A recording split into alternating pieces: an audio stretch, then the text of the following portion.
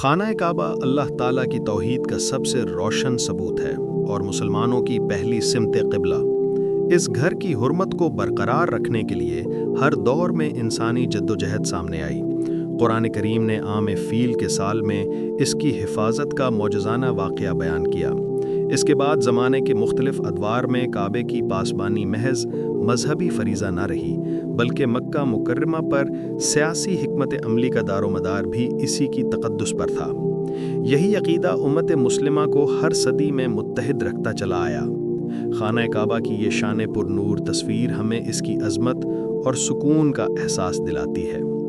تاریخ اسلام میں یہ مقام ہمیشہ آزمائشوں کا محور رہا۔ سورۃ الفیل میں آیتیں اس کی مافوق الفطرت حفاظت کی گواہی دیتی ہیں، اور بعد کے زمانوں میں بھی بہادری سے ہونے والی کوششوں نے اسے فراموش نہیں ہونے دیا۔ امن اور اتحاد کی علامت رہنے والا یہ مقدس گھر اللہ اور اس کے بندوں کی ملی جلی محافظت کی داستان ہے، جسے ہر دور کے واقعات نے مزید منور کیا۔ قبل از اسلام اور عہد نبوی میں حفاظت۔ ابتدائی دور میں خانہ کعبہ کی رکھوالی کا شرف قبیلہ قریش کو حاصل تھا۔ قریش نے قبل از اسلام مکہ پر قوت حاصل کرنے کے بعد کعبے کی قلید خرید کر اسے اپنے ہاتھ میں لے لیا۔ فتح مکہ کے موقع پر نبی کریم صلی اللہ علیہ وسلم نے یہ قلید خاندان بنو عبد الدار یعنی بنی شیبہ کے حوالے کی اور فرمایا کہ یہی اہل خانہ ہمیشہ خانہ اللہ کی خدمت و حفاظت کریں۔ اسی طرح قریش کی سرداری اور بنو شیبہ کی اس روایت نے اس گھر کی تقدس کو قائم رکھا۔ اسلام سے پہلے کا سنہ عام فیل 570 عیسوی اس کی حفاظت کا یادگار واقعہ ہے۔ اس سال حبشہ کے حکمران ابرہہ نے خانہ کعبہ کو نقصان پہنچانے کے لیے لشکر فیل بھیجا، لیکن اللہ تعالیٰ نے ابابیل نامی پرندوں کا ایک لشکر بھیجا جنہوں نے کنکریاں برسا کر لشکر کو نیست و نابود کر دیا۔ یہ معجزہ اس بات کا اشارہ تھا کہ اس دور میں خانہ کعبہ پر الہی انعام رہا۔ البتہ اس کے بعد انسانوں کے ذریعے اس کی حفاظت کا جذبہ زیادہ غالب رہا۔ نبی کریم صلی اللہ علیہ وسلم کے دور میں کوئی بیرونی حملہ نہیں ہوا، مگر خانہ کعبہ کی حرمت برقرار رکھنے کے لیے ایمانی جذبہ عروج پر تھا۔ اندرونی حملے اور تاریخی المیے۔ تاریخ اسلام میں پہلا بڑا اندرونی حملہ خلافت امویہ کے دور میں ہوا۔ سن 64 ہجری یعنی سال 683 عیسوی میں یزید بن معاویہ کی فوج نے مکہ کا محاصرہ کر لیا۔ لشکر یزید نے مسجد الحرام کے بلند مقامات پر منجنیق نصب کیے اور پتھر آگ برسائے۔ 40 دن تک جاری رہنے والے اس محاصرے میں گھیراؤ کا خاتمہ یزید کی وفات کی خبر موصول ہونے پر ہوا۔ اس معرکے میں خانہ کعبہ کو نقصان پہنچا، لیکن خبر موت نے یزیدی لشکر کو پیچھے ہٹنے پر مجبور کر دیا۔ پھر سن 72 ہجری یعنی سال 692 عیسوی میں اموی فرمان روا عبد الملک بن مروان نے حجاج بن یوسف کو بھیجا۔ حجاج کی فوج نے بھی خانہ کعبہ کو نشانہ بنایا اور توپ خانے سے شدید گولہ باری کر کے اس کی دیواریں بڑی حد تک مسمار کر دیں۔ اس خون ریز معرکے میں حضرت عبداللہ بن زبیر رضی اللہ عنہ اور ان کے ساتھی بہیمانہ قتل ہوئے۔ یزید اور حجاج کے دور کے یہ واقعات ہمیں بتاتے ہیں کہ اب خانہ کعبہ کی حفاظت محض مذہبی فریضہ نہیں بلکہ سیاسی طاقت کا مسئلہ بن گئی۔ خانہ کعبہ پر اہم حملوں کی ٹائم لائن۔ 570 عیسوی یعنی عام فیل۔ حبشی فرمان روا ابرہہ نے خانہ کعبہ پر حملہ کیا، لیکن اللہ تعالیٰ نے ابابیلوں کے جھنڈ کے ذریعے اس کے لشکر کو تباہ کر دیا۔ 683 عیسوی یعنی 64 ہجری یزید کے لشکر نے خانہ کعبہ کا محاصرہ کیا اور منجنیقوں سے پتھر برسائے۔ 40 دن بعد یزید کی وفات کی خبر پر لشکر واپس چلا گیا۔ 692 عیسوی یعنی 72 ہجری اموی حجاج بن یوسف نے خانہ کعبہ پر توپ خانے کا استعمال کیا۔ شدید تباہی کے بعد حضرت عبداللہ بن زبیر شہید ہوئے۔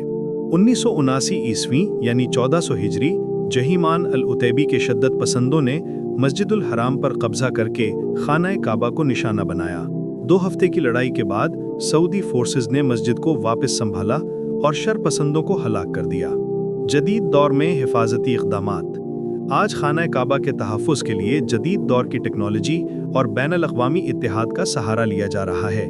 سعودی حکام نے مکے کے گرد حدود میں 15,000 سے زائد جدید نگرانی کیمروں کا جال بچھایا ہے اور مصنوعی ذہانت سے چلنے والے سسٹمز نصب کیے ہیں۔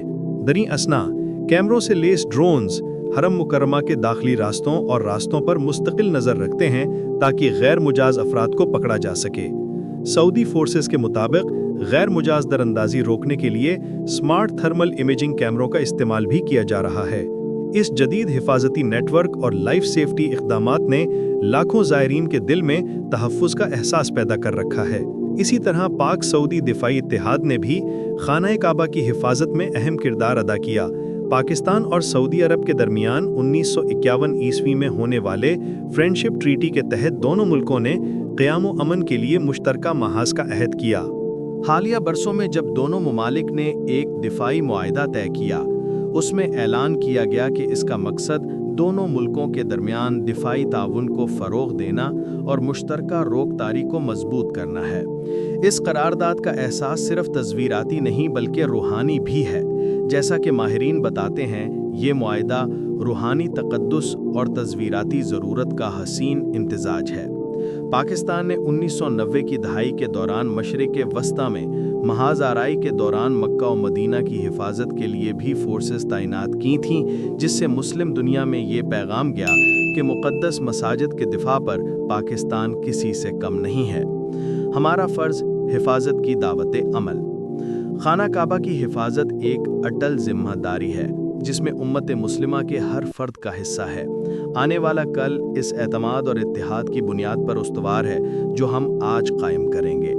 आइए इस मुक़द्दस घर की हुर्मत को समझें और अपने अहद को मजबूत करें। खाना काबा की तारीख़ी अज़मतों वाक़यात साबिक़ा का इदराक फैलाएं ताकि आने वाली नस्लें भी इसकी हिफाजत के जज्बे से मुस्तफ़ीद हों।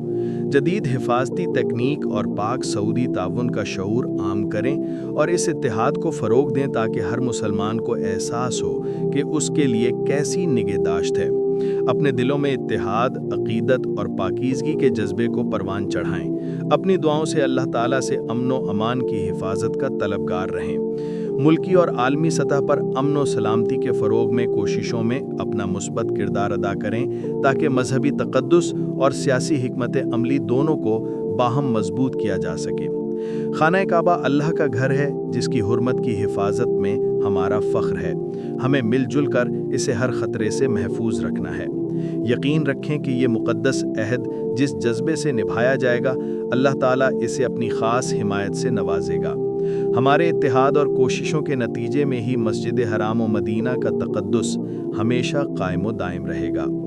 अल्लाह ताला हम सबको अपनी हिफाजत में रखे, मस्जिद हराम व मदीना की हाज़िरी की सआदत अता फ़रमाए और हमें अपने दीनो ईमान की हिफाजत करने की तौफ़ीक़ दे। आमीन।